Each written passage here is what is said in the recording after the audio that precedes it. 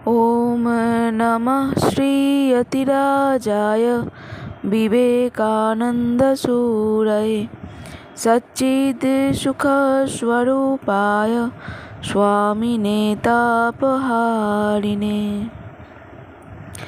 ঠাকুর মা এবং স্বামীজির ইচ্ছায় আজ আমরা পাত্রাপল্লী থেকে একটি চিঠি পাঠের চেষ্টা করছি।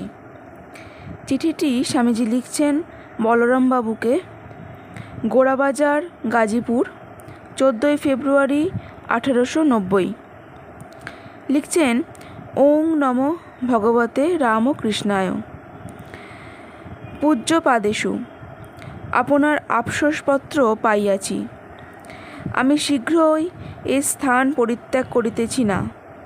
বাবাজির অনুরোধ এড়াইবার জো নাই।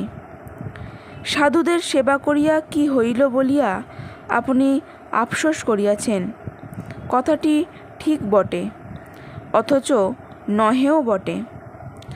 আদর্শ আনন্দ, আইডিয়াল ব্লিস, এর দিকে চাহিতে গেলে একথা সত্য বটে, কিন্তু যে স্থান ছাড়িয়া আসিয়াছেন সেদিকে তাকাইলেই দেখিতে পাইবেন, ছিলেন গরু, হইয়াছেন মানুষ, হইবেন দেবতা এবং ঈশ্বর।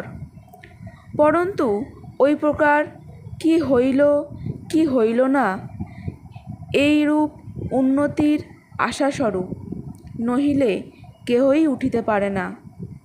পাগড়ি বেঁধেই ভগবান এইরূপ যে দেখে, তাহার ওইখানেই খতম। আপনার সর্বদাই যে মনে পড়ে কি হইল, আপনি এই কথা জানিয়া ধন্য নিশ্চিত জানিবেন, আপনার মার নাই। গিরিশবাবুর সহিত মাতা ঠাকুরানীকে আনিবার জন্য আপনার কি মতান্তর হইয়াছে, গিরিশবাবু তাহা লিখিয়াছেন। অবশ্য সে বিষয়ে আমার বলিবার কিছুই নাই। তবে আপনি অতি বুদ্ধিমান ব্যক্তি। কার্যসিদ্ধির প্রধান উপায় যে ধৈর্য, এ আপনি ঠিক বোঝেন। সে বিষয়ে চপলমতি আমরা আপনার নিকট বহু শিক্ষার উপযুক্ত, একথায় সন্দেহ নাই। কাশীতে আমি যোগিন মাতার ঘাড় না ভাঙা যায় এ বিষয়ে একদিন বাদানুবাদছলে কহিয়াছিলাম। তৎসহায় আর আমি আর কোনো খবর জানি না এবং জানিতে ইচ্ছাও রাখি না। মাতা ঠাকুরানীর যে প্রকার ইচ্ছা হইবে সেই প্রকারই করিবেন। আমি কোন নরাধম যে তাহার সম্বন্ধে কোনো বিষয়ে কথা কই? যোগিন মাতাকে যে বারণ করিয়াছিলাম, তাহা যদি দোষের হইয়া থাকে, তজ্জন্য আমি লক্ষ লক্ষ ক্ষমা প্রার্থনা করিতেছি। আপনি সদ্বিবেচক, আপনাকে আর কি বলিব।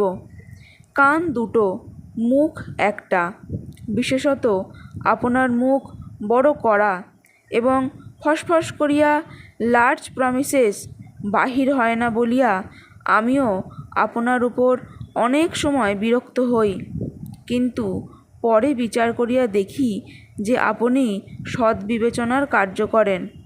স্লো বাট শিওর, ধীরে কিন্তু নিশ্চিত। What is lost in power is gained in speed. শক্তি যে পরিমাণ ব্যহিত হয়, গতিবৃদ্ধিতে তাহা পোষাইয়া যায়। যাহা হোক, সংসারের কথা লইয়াই কাজ। কথার ছাল ছাড়াইয়া অন্তর্দৃষ্টি সকলের হয় না, এবং বহু সঙ্গ না করিলে পরে কোনো ব্যক্তিকে ঠিক ঠিক বোঝাও যায় না।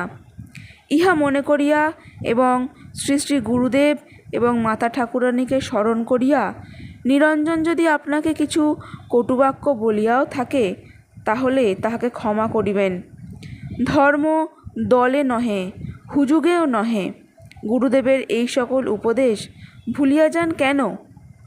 আপনার যা করিবার তাহা আপনার সাধ্যর মতো করুন, কিন্তু তাহার কি ব্যবহার হইল কি না হইল, ভালো মন্দ বিচার করিবার অধিকার আমাদের বোধহয় নাই। গিরিশবাবু যে আঘাত পাইয়াছেন, তাহাতে এ সময়ে মাতা ঠাকুরানীর সেবায় তাহার বিশেষ শান্তিলাভ হইবে। তিনি অতি তীক্ষ্ণ বুদ্ধি, তাহার সম্বন্ধে আমি আর কি বিচার করিব। আর গুরুদেব আপনার ওপর সম্পূর্ণ বিশ্বাস করিতেন। আপনার বাটি ভিন্ন কোথাও অন্নাদি গ্রহণ করিতেন না, এবং শুনিয়াছি মাতা ঠাকুরানীও আপনাকে সম্পূর্ণ বিশ্বাস করেন। এই সকল মনে করিয়া আমাদের ন্যায় চপলমতি বালকদিগের সকল অপরাধ সহ্য ও ক্ষমা করিবেন। অধিক আর কি লিখিব? বলরামবাবু, মাতা ঠাকুরানী যদি আসিয়া থাকেন, আমার কোটি কোটি প্রণাম দিবেন ও আশীর্বাদ করিতে বলিবেন, যেন আমার অটল অধ্যবসায় হয়, কিংবা এ শরীরে যদি তাহা অসম্ভব হয়, যেন শীঘ্রই ইহার পতন হয়। ইতি দাস নরেন্দ্র। ওম শান্তি শান্তি শান্তি। হরি ওম তৎসৎ। শ্রীরামকৃষ্ণার্পণমস্তু।